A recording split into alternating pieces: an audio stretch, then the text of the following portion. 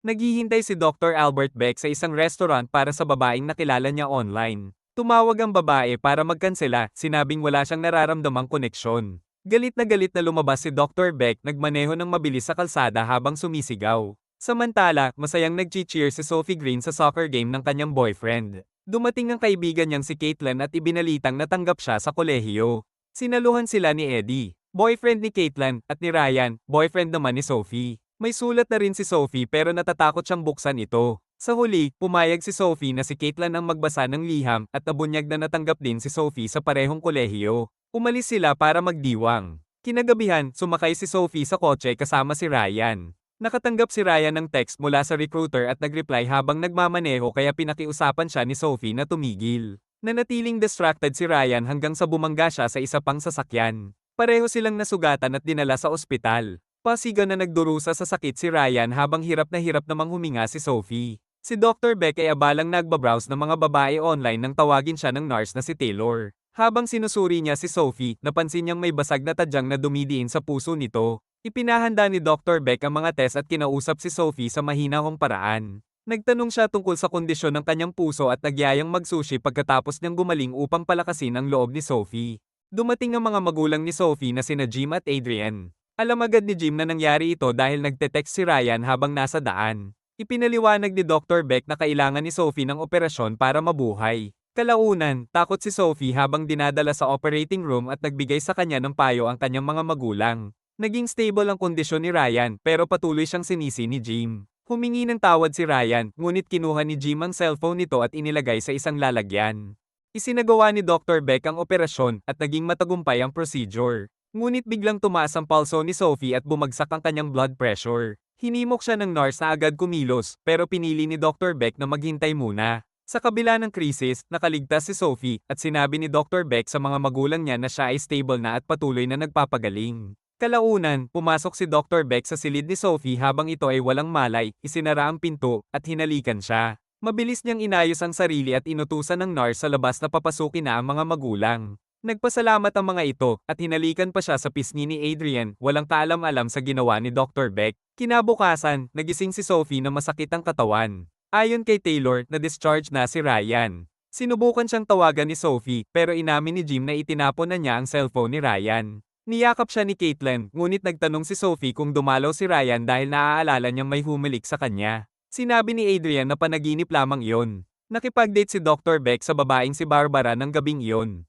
Binuksan ni Dr. Beck ang usapan tungkol sa kanilang hinaharap at mabubuong pamilya. Sa pagkabigla, balak nang umalis ni Barbara pero tinanong siya ni Dr. Beck kung ano ang nagawa niyang mali. Diretsahang hinarap siya ni Barbara at tuluyang umalis. Sumabog sa galit si Dr. Beck at ininsulto siya dahilan upang mapatingin ang mga tao. Sinundan ni Dr. Beck si Barbara at inamin ang obsesyon niya sa isang babae sa kanyang pinagtatrabahuhan at sinabing hindi niya ito kailangan bago umalis si Barbara sakay ng kotse. Sa ospital, nag-aalala si Sophie dahil hindi pa rin tumatawag si Ryan. Kinuha ni Adrian ang cellphone niya bago ito umalis para bumili ng pagkain. Maya-maya, pumasok si Dr. Beck sa silid, isinara ang pinto, at sinabing siya mismo ang magpapalit ng benda. Naglagay siya ng ointment sa sugat. Nag-alala si Sophie na baka hindi magustuhan ni Ryan ang kanyang peklat kaya sinabi ni Dr. Beck na may iba pang lalaki para sa kanya. Nagpasalamat si Sophie sa pagligtas ng kanyang buhay. Nang bumalik si Adrian, agad umalis si Dr. Beck. Nalaman ni Adrian na walang nurse na kasama habang pinapalitan ng benda kaya nakaramdam siya ng matinding pagkailang at kaba. Kalaunan, pinayagan ng makauwi si Sophie.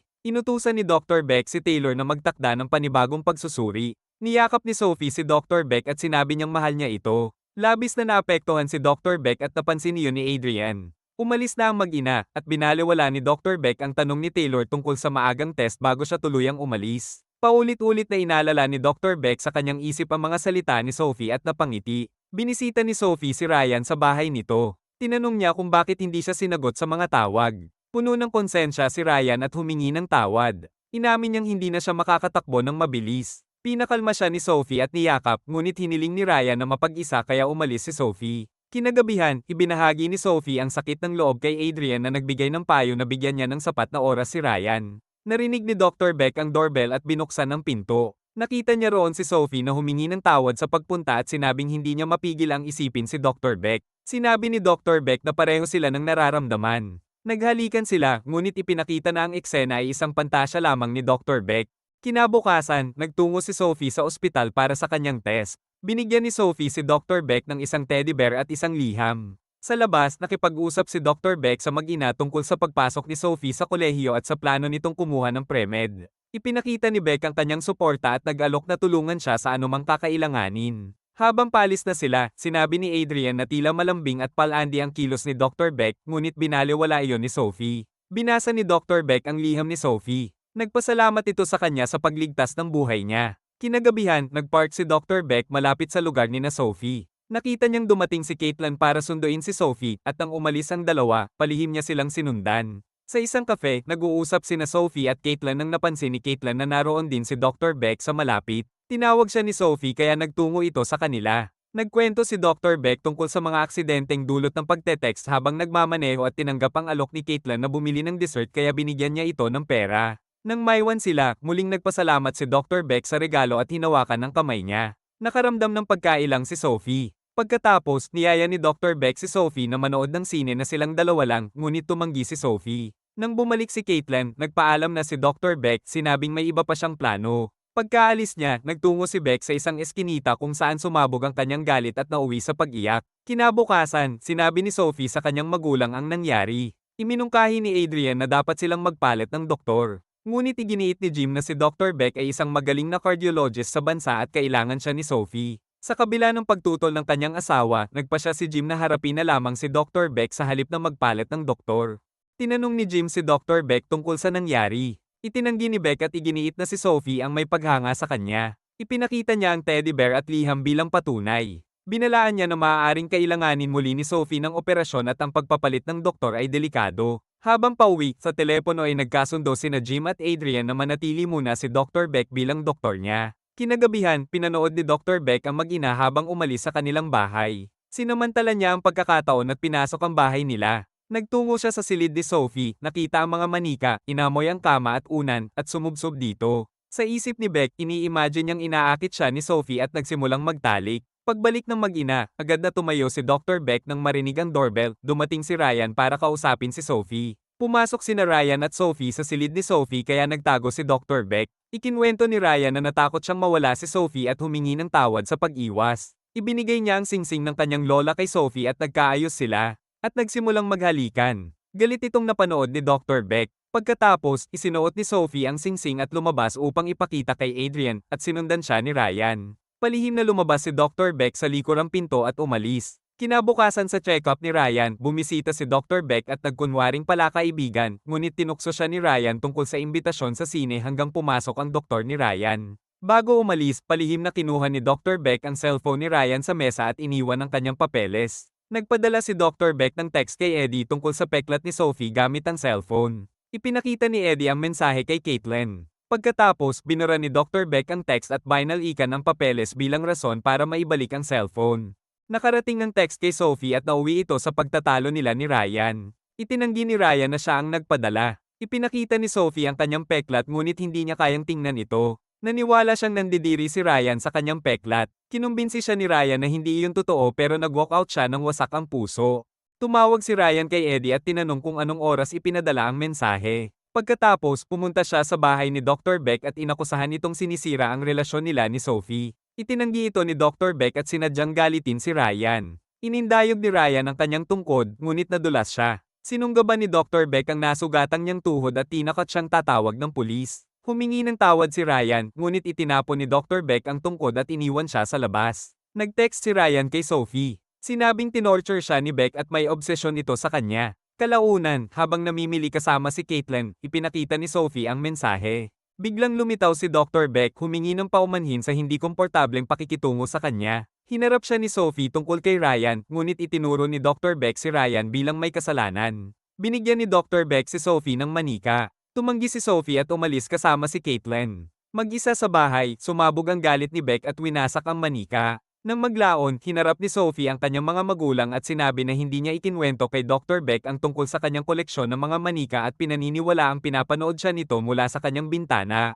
Mariin niyang itinanggi na maging doktor pa siya nito. Humiling si Adrian ng agarang aksyon, sinabing baka lumala pa ang sitwasyon. Bagamat nag-alinlangan si Jim, pumayag siyang kausapin si Beck ngunit nagpa siya si Adrian na agad na magpalit ng doktor.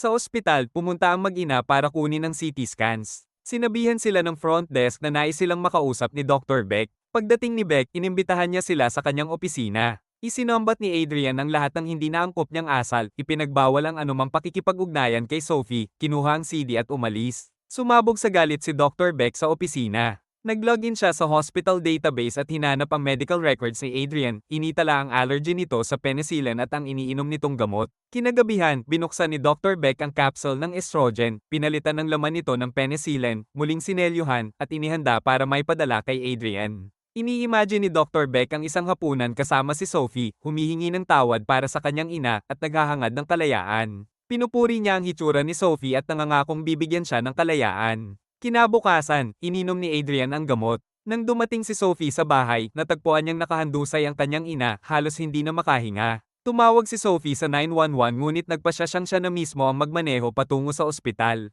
Nang malaman ni Dr. Beck ang sitwasyon, nagpunta siya upang tingnan ito. Nagtanong siya sa isang nurse at natukoy na matinding allergic reaction ang sanhi ng kalagayan ni Adrian, pero agad naman naagapan. Pinanood ni Dr. Beck ang sitwasyon ng may kasiyahan. Nakita niya si Sophie at pinuri siya sa pagligtas sa ina at sa pagiging mahusay na doktor sa hinaharap. Habang pinagmamasdan ang mag-ina, nakakita siya ng sugatang pasyente at nakaisip ng plano.